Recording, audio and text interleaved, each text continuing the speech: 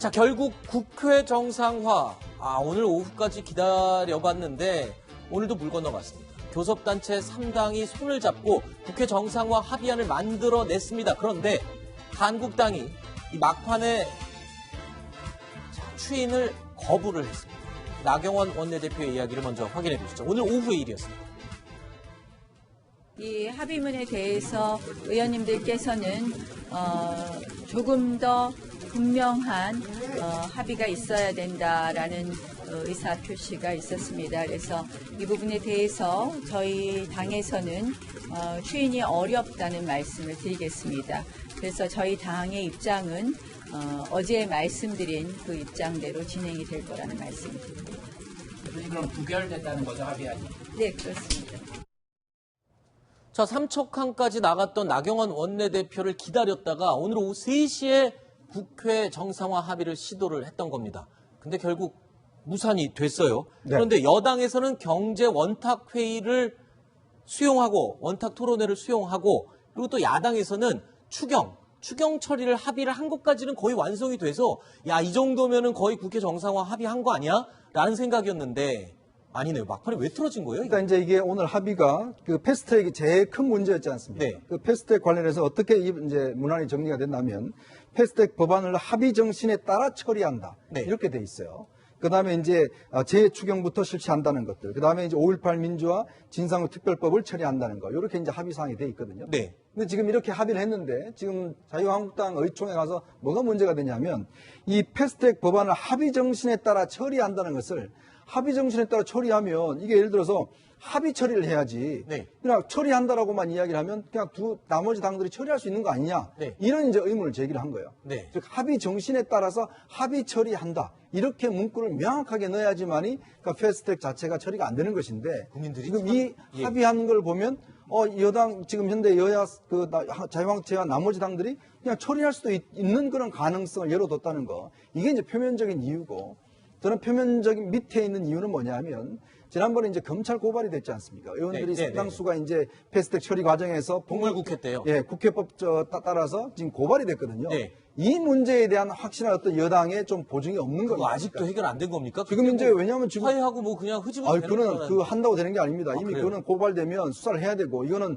친고죄도 아니고 네. 기본적으로 이제 인지해 수사를 할 수 있는 거기 때문에 어. 지금 남부지검에서 이와 관련해서 지금 이제 소환을 본격적으로 시작하겠다는 거거든요. 네. 의원들 입장에서는 그 문제가 제일 큰 문제입니다. 아하. 그 문제에 대한 제가 볼 때는 아마 이 내부에서 물밑에서 뭔가 좀 이렇게 잘 처리한다라는 그런 어떤 가져오는 게 없었기 때문에 의원들이 상당히 반발을 했지 않는가 생각이 듭니다.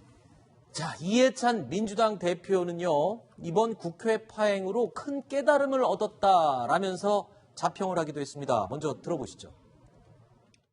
한번 이렇게 나간 사람들 데려오기가 이렇게 어렵다. 참 이번에 아주 절감을 했습니다. 가능한 다시는 안 나가시도록 우리가 예의를 갖춰서 아주 정성을 다해서 앞으로 협상을 하도록 그렇게 하겠습니다. 한 번 나간 사람 데려오는 게 이렇게 힘든지 몰랐다. 다시 안 나가게 좀 예의를 갖추겠다. 김태현 변호사가 여러 번 얘기했던 거였어요. 나갔던 사람 좀 들어오게 하려면 좀 뭐를 좀 들어올 수 있게 좀 뭐를 양보를 하고 문을 터줘야 되는데 그거를 여당이 안 하고 있다. 안타까워했었잖아요. 근데 못 데려왔잖아요.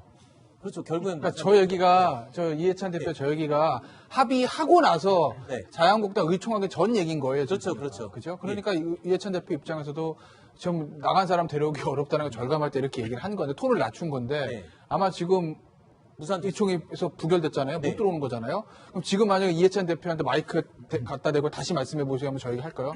안 할 겁니다. 아. 그럼 왜 그러냐? 합의라는, 이 협상과 합의라는 거는요, 100% 내가 원하는 걸 얻을 수는 없습니다. 네. 그렇죠? 그러니까 누군가 저한테 이런 얘기를 예전에 누군가 한 적 있어요. 네. 협상이라는 건 내가 좀 손해봤다라고 생각이 돼야 이게 타결이 되지, 내가 다 모든 걸 가지려고 하면 안 된다. 그렇지 않습니까? 그렇죠. 하나씩 양보를 해서, 합의가 안 되죠. 이거 뭔가 내가 좀 손해본 것 같은데? 그래야 이제 사인이 되는 거거든요. 합의가 되는 거거든요. 글쎄 모르겠습니다. 나름대로 자유한국당 입장에서 보면 저는 어쨌든 뭐 합의 처리한다는 아니지만 합의 정신이 라는 말이 들어갔기 때문에 이제 어느 정도는 성과도 있었던 거고, 더군다나 이인영 원내대표가 유감 표현을 했어요. 거기서 사실은 패스트트랙에서 유감 표면 정도면 정치권에서 나올 만큼 나올 건지 정말 죽을 찌르졌습니다. 이렇게 할 수는 없는 노릇이거든요. 그렇죠. 그렇죠. 그리고 지금 윤석열 인사청문회뿐만 아니라 목선에 관련됐기 때문에 각종 상임위들을 자유한국당에서 열어야 될 필요성도 있습니다. 그렇죠. 그러면 저 정도 합의라면 제 개인적인 생각으로는 자유한국당 나름대로 그래도 얻을 거 다 얻었다고 봅니다. 왜? 언젠간 들어와야 돼요. 그렇죠. 명분이 필요하거든요. 9월은요, 정기국회입니다. 그렇죠. 그때는 들어오지 말라고 들어가서 국정감사 해야 돼요. 7, 8개월, 2달 남았어요. 끌면 끌수록 자유한국당은 시간에 쫓길 수밖에 없습니다. 네. 국민 여론도 좋지 않아요. 그렇죠. 그러면 저 정도 되면 어느 정도 오케이하고 못 이기는 척하고 들어오는 게 맞다. 아. 더군다나 경제청문회는 하지만 경제 원탁회의까지 해준다잖아요. 네. 그리고 그 강성의 이해차 원내대표가 앞으로 잘하겠습니다 말까지 했어요. 예의를 갖추겠다고. 그렇죠. 이 정도라고 하면 들어오는 게 국민들한테도 보기도 좋고 모양새도 괜찮을 텐데 이것마저 부결시켰다.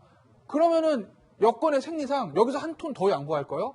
아니죠. 여권에서 이렇게 돼서 한 톤 더 양보할 수가 없어요. 네, 알겠습니다. 글쎄 저는 자유한국당에 내일 모레 향후에 어떤 계획을 가지고 오늘 저것을 의총에서 부결시켰는지 네. 그리고 이 역풍을 어떻게 감당하려고 하는지 네. 저는 그게 의문입니다. 오늘 조금 전에 오후의 일이니까 이제 내일 아침 조간신문에 되면 정치부 기자들이 열심히 취재해서 그 배경을 쭉 얘기하겠군요. 이제. 참고로 이제 자유한국당이 다 안 한다는 게 아니고 네. 지금 인사청문회하고 네. 그다음에 이제 이번에 그 목선 어선 있지 않습니까? 그러니까 선별적으로 그러니까 참여하겠다는 수돗물하고 거잖아요. 수돗물 관련된 네, 인천 네. 수돗물 관련된 그거는 참가하겠다는 거예요. 네. 그러니까 전면적인 상임위는 하지 않겠다 이런 아. 이야기입니다.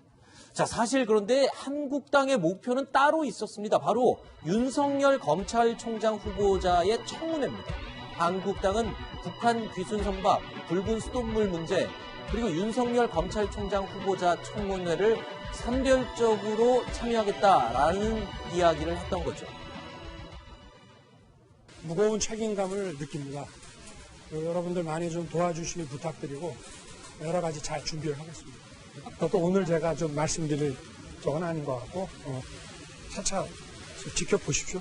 윤석열 검찰총장 후보자에 대해서는 지금 이 정부의 정책 기조, 결국 적폐 수사, 정치 보복을 계속 이어가고 있다는 것으로 보여지기 때문에 철저히 청문회에서 검증하겠다라는 말씀을 드리겠습니다. 이재명 차장, 안 그래도 지금 한국당이 윤석열 검찰총장 후보자 청문회를 벼르고 있는 마당인데 새로운 의혹이 터진 거예요. 그러니까 윤석열 후보자가 과거에 이 세 차례나 세금 체납을 했다라는 게 언론을 통해 지금 공개가 된 거예요. 그렇습니다. 지금 윤석열 후보자의 재산이 66억인데 그 중에 64억이 배우자 재산입니다. 부인 그렇죠. 재산인데 그 집이 부인 명의로 된 집이 앞서 세 차례 고액 상습 체납으로 해서 이제 그 압류가 됐었죠. 네. 그런데 당시 이제 윤석열 후보자 측의 이제 해명은 윤 후보자는 당시 여주지청장 그리고 뭐 대구고검 검사 이렇게 해서 계속 지방 근무에 있었기 때문에 상황을 잘 알지 못했다. 그리고 체납 사실을 알고 바로 갚아서 다시 그러니까 세금을 납부를 해서 다 압류가 해제됐다 이렇게 주장을 하고 있는데 중요한 건 얼마 전에 문재인 대통령이 상습 체납에 대해서 엄중 대응하겠다 아하. 이렇게 얘기를 한 겁니다. 그렇죠. 그것도 반부패 이제 그 정책협의회에서 얘기를 한 건데 검찰총장이라는 자리가 바로 반부패의 사령탑인 거죠. 아, 그렇죠. 그런데 반부패에 대해서 그런 정책을 진두지휘할 검찰총장 후보자가 상습 체납으로 세 차례나 압류가 됐다. 네. 과연 이것이 대통령의 국정 기조 맞느냐 이제 이런 의혹, 이런 이제 문제점들을 야당에서 지적하고 있는 겁니다. 세금 체납은요, 윤석열 후보자가 넘어야 할 큰 산이 될 수도 있을 것 같습니다. 왜냐하면 조금 전에 들으신 것처럼 문재인 대통령의 정책 기조와 다른 방향이기 때문입니다. 조세 정의의 가치를 무너뜨리는 악의적 고액 상습 체납자는 반드시 엄정하게 대응해야 합니다. 납세의 의무는 국민의 권리를 누리는 대신 져야 하는 헌법상의 의무입니다. 고액 상습 체납자의 은닉 재산을 끝까지 추적하고 더 이상 특권을 누리지 못하도록. 평론가님. 예. 근데 그러니까 세 번 세금을 체납했다라는 사실이 팩트예요. 그런데 지금 문재인 대통령이 언급한 저 부정부패 척결의 대상이 되는 고액 체납 상습 체납자. 네. 여기에 지금 그거에는- 윤석열 지검장, 윤석열 후보자가 포함되는 건가요? 그거에는 해당이 좀 그건 안 된다고 거죠? 봅니다. 왜냐하면 네. 일단 고액이 아니고요. 왜냐하면 이제 국세하고 지방세로 나누는데 네. 지방세는 이제 주택에 대한 그 체납의 경우 공시가격의 69% 곱하기 0.04이기 때문에 네. 금액이 얼마 안 돼요. 네네네. 그리고 얼마 전에 그 공시가격이 많이 올랐지만 네. 옛날 기준으로 따지면은 제가 볼 때는 저 그 지방세 체납액이 한 100만 원? 네. 뭐 그 정도 될 것 같은데 그 집도 가지고 있고 월급이 나오는 공무원이 아. 그거를 고의로 체납하거나 네. 아니면은 자기의 어떤 목적이나 의도를 위해서 체납했다고 보기는 저는 굉장히 어렵다고 봅니다. 그리고 7월 1일부터 그 SNS로 휴대폰으로 세금고지서 나오는 거 있는데 그걸로 했으면 체납 안 했었겠네. 그리고 이제 이런 거예요. 또 이게 이제 국세 같은 경우는 이게 이제 통보를 하고 고지를 하는 걸 여러 차례 하고 막 이러는데 지방세 같은 경우는요. 한 번 독촉한 다음에 15일이 지나면 바로 또 그 압류에 들어가거든요. 네. 굉장히 그러니까 그런 거를 깜빡하면 사실 못할 수도 있어요. 네. 소홀했다는 거는 맞아요. 그래서 소홀했다는 거에 대해서 자세를 좀 더 바로 하겠다. 죄송하다. 이 정도는 해야 될 것 같긴 한데 고액 체납은 아닌 거죠. 고액이나 상습 체납은 아니다. 걸로. 라고 알겠습니다. 생각합니다. 자, 그런데 윤석열 후보자에게는 또 하나의 또 아킬레스건이 하나 있습니다. 병역 문제입니다. 자, 윤석열 후보자 평소에 안경을 쓰는데 부동시다. 부동시. 근데 이게 김황식 총리도 과거 부동시 때문에 병역 면제를 받았다고 해요. 부동시. 부동시가 뭐예요? 부동시가 이제 이게 양쪽 부동시가 이제 양쪽 눈에 이게 시력이 완전히 다른 겁니다. 저도 오른쪽이 훨씬 나쁘거든요. 그러니까 한쪽 눈에 예를 들어서 근시고 한쪽 눈이 원시라든지 네. 뭐 시력이 완전히 차이가 난다든지 네. 이럴 경우에는 이제 예를 들어서 뭐 걷는 계단 같은 거 걸을 때도 제대로 이제 걸을 수가 없어요. 옛날에 이제 그 탤런트 김영철 씨 있죠. 궁예 촬영을 할 때. 네네네네. 이 항상 이제 한쪽에 안대를 끼고 나왔지 않습니까? 네네네. 그거 촬영 끝나고 난 다음에 본인도 부동시가 왔다는 거예요. 그러니까 너무 시각이 이제 달라지다 보니까. 네. 그러니까 보통 이제 군 같은 경우 보면 이제 이게 조준이 되지 않고 네. 이제 그렇기 때문에 사실은 군에 면제가 되는 거거든요. 아. 근데 이제 윤석열 당시 지검장 같은 경우도 이제 그때 군에서 몇 차례 일단 연기를 합니다. 그 네. 본인이 이제 네. 사법 고시 때문에 그 이후에 이제 부동시로 이제 병역 면제가 됐어요. 네. 이제 그렇다 보니까 근데 부동시가 되면 보통 이제 안경을 끼고 다니거든요. 네. 뭐 김황식 전 총리 같은 경우도 안경을 안경 끼고 두꺼운 안경을 끼고 양쪽에 이제 보정을 해주면 네. 걸을 때나 계단 갈 때 이제 괜찮은데 이게 부동시가 되면 계단 올라갈 때 굉장히 좀 이 문제가 있습니다. 잘못하면 넘어지기도 하기도 하고. 근데 이제 안경을 안 끼셨잖아요. 네. 이제 그러다 보니까 과연 이제 부동시로 하는 게 맞느냐? 이런 이제 꼈을 지금 수도 있잖아요. 논란이 있을 수가 있죠. 사실 제가 저 부동시가 좀 심하거든요. 네. 근데 이제 그 생활하는데 큰 문제 없고요. 병역을 하는데도 아주 심하지 않으면 큰 문제는 없어요. 네. 근데 이제 기준이 과거에는 조금 느슨했고 네. 그 현장에 신검을 하는 의사나 이런 사람들의 재량이 많았던 것 같아요. 그러니까 이제 뭐 황교안 총리도 지금 면제 논란이 있고 옛날에 김황식 총리께서도 부동시로 면제를 받으시고 고위층이 옛날에 그런 게 많았거든요. 네. 그렇기 때문에 모르겠습니다. 그때의 기준은 지금보다 뭐 많이 느슨했다는 이야기를 주변에서 많이 합니다. 그렇기 때문에 그때 당시 얼마나 논란이 될지에 대해서는 어쨌든 잘 논란이 모르겠어요. 논란은 당연히 될 것 당연히 같아요. 될 수 있는 문제죠. 뭐 그때는 맞고 지금은 틀린 뭐 얘기가 또 나오게 되는군요. 자, 더불어민주당은요, 윤석열 검찰총장 후보자를 엄호하기 위해서 만반의 준비를 갖추고 있습니다. 황교안 자유한국당 대표 문제로 반격을 하겠다라는 이야기도 나오고 있네요. 열리기만 해봐라. 그럼 오히려 황교안 대표 관련된 수많은 이야기들을 쏟아내겠다 준비를 하고 있는데, 근데 얼마 전에 이제 황교안 대표의 경우에는 본인은 뭐 특별히 잘못한 게 없다라고 입장을 밝히기도 했거든요. 네. 본인들의 말, 그리고 나경원 원내대표의 지금까지 말에 비춰봤을 때 윤석열 후보자에 대한 인사청문회 안 열기는 좀 어려울 것 아니냐, 좀 그렇게 저는 보고 있습니다. 진짜 여당에서도 그러면 야당 대표를 가만두지 않겠다라고 얘기를 하는 거군요. 저는 저 박주민 최고위원의 저 말이요. 공인의 자세로서는 해서는 안 되는 말이라고 봅니다. 그래요? 청문회라는 게 뭐냐면 공인이 일을 잘할 수 있느냐, 국민을 그렇죠. 위해서 복무할 수 있느냐, 이거에 포커스가 맞춰져야 네. 되는데 본인들의 이익, 진영의 논리를 지키기 위해서 네. 뭐 이슈를 딴 데로 가져가겠다라는 걸 먼저 선언한 셈이잖아요. 그러니까 지금 느낌은 청문회가 국민들에게 이 사람의 자격을 평가하고 확인하는 자리가 아니라 무슨 전투장처럼 얘기를 하거든요. 공격하기만 해봐라. 우리도 공격하겠다. 이렇게 되니까 청문회의 의미가 지금 본질을 위해서 이렇게 국민을 위해서 본질을 밝히기 위한 노력을 해야 되는 거를 안 하고 그걸 막겠다는 이야기랑 똑같은 이야기예요. 저희가 굉장히 부적절한 발언입니다. 알겠습니다. 자, 다음 이야기로 계속 이어가 보겠습니다. 오늘 민주노총이요, 청와대 사랑채 앞에서 기자회견을 열었습니다. 대정부 투쟁 계획을 발표했습니다. 노동자 계급을 대표해서 투쟁한 민주노총의 수장을 구속했다는 것은 이 정부는 더 이상 촛불의 정신과 노동 존중을 이야기할 자격을 스스로 상실했음을 보여주는 것입니다. 이제까지 투쟁은 문재인 정권의 잘못된 노동정책을 바꾸기 위한 투쟁이었지만 이제부터의 투쟁은 문재인 정권을 규탄하고 끌어내기 위한 그런 투쟁으로 계속해 나가겠습니다.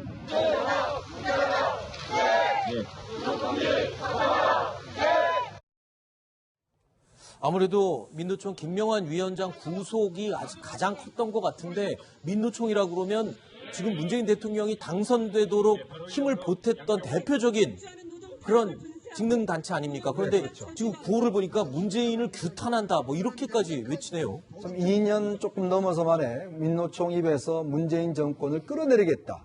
이 이야기가 이제 오늘 나왔습니다. 어떤 면에서 보면 문재인 정부와 이제 민노총의 어떤 밀월 관계가 이제 끝나는 이제 그런 시점이 아닌가라는 생각이 들어요. 왜냐하면 민노총 같은 경우 아시겠지만 지난 촛불 집회 때 모든 집회를 다 주도를 했고 거기에 어떤 모든 것들을 다 이제 도움을 줬지 않습니까? 그러다 보니까 본인들은 이 정부의 이제 주주다라고 이제까지 이야기를 했었는데, 오늘 이제 김명환 위원장의 구속을 계기로 해서 일단 문재인 정부와는 이제 끝이다. 앞으로 우리는 총파업 투쟁을 하겠다. 아니, 그런다고 또 민노총이 뭐 자유한국당이랑 가깝게 지낼 일은 만무하잖아요, 또. 글쎄 말입니다. 이게 지금 뭐 어떤 면에서 보면 지금 정부가 어떤 면에서 보면 가장 친노동정부다라고 이제 이야기를 하고 있잖아요. 최저임금 뭐 인상이나 이런 거 다 보면 어떤 면에서 보면 노동자를 비정규직 정규화라든지 사실 많은 것들을 했거든요. 그럼에도 불구하고 민노총은 도대체 어디까지를 해야 만족스러워할지, 어떤 것을 해야 만족스러워할지 참 저도 답답할 따름입니다. 자, 이어서 민주노총은요, 다음 달 3일에 비정규직 총파업과 더불어서 이 18일에 전국 총파업 투쟁까지 줄파업을 예고했습니다.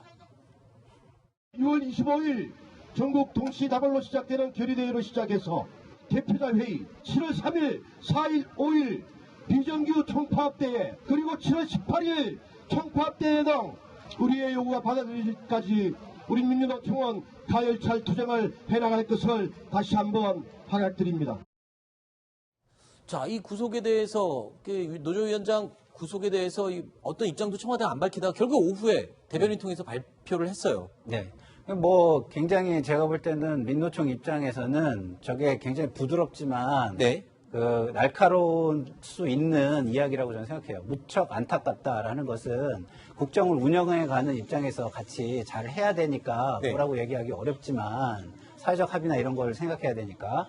그렇지만 사법부의 판단, 그리고 법률에 의거한 판단은 어쩔 수가 없는 것이다, 이 얘기를 한 거거든요. 그 얘기는 뭐냐, 지금 민노총에서 하는 얘기가 노동을 존중하지 않고 자기들의 요구를 존중하지 않았다라는 이야기를 하는데, 이거는 노동이나 요구를 존중하지 않는 게 아니라 불법을 존중하지 않은 겁니다. 그래서 그 이야기를 저렇게 했지만, 거기서 말하는 불법은 내용은 가격 시위를 말씀하시는 거죠? 불법 시위를 이야기하는 거죠. 알겠습니다.